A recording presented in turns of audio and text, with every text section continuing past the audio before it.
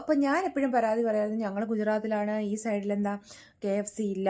എൻ്റെ മോളാണെങ്കിലും ആദ്യം നാട്ടിൽ ചെന്നാൽ പറഞ്ഞാൽ എനിക്ക് KFC കഴിക്കണം. അപ്പോൾ ആ പരാതിയൊക്കെ തീർത്ത് നമ്മുടെ അടുത്തൊരു KFC വന്നേക്കാണ്.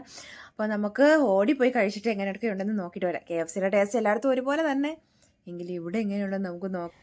എൻ്റെ അമ്മ അവിടെ ചെന്നപ്പം തിരക്കായിരുന്നു കേട്ടോ. എൻ്റെ ക്യൂ അല്ല, ക്യൂ കണ്ടിട്ട് ഞാൻ കണ്ണ് തള്ളി.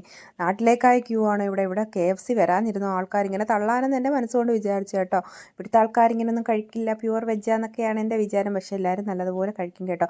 വീട്ടിൽ വെച്ച് കഴിച്ചില്ലെങ്കിലും വെളിയിൽ ചെന്ന് നല്ലതുപോലെ ഇവിടെ ആൾക്കാർ കഴിക്കാറുണ്ട്. അപ്പം നമ്മൾ വിചാരിച്ച് തെള്ളൊന്ന് കുറയട്ടെ എന്ന് പറഞ്ഞ് ഇവിടെ ഒരു എക്സ്പോയ്ക്ക് കയറി. നമ്മുടെ നാട്ടിലൊക്കെ വരുന്നത് പോലെ തന്നെ ഇല്ല, മീനിൻ്റെ അക്വേറിയൊക്കെ ഇല്ലേ, അതേ ടൈപ്പ് ഒരു എക്സ്പോ.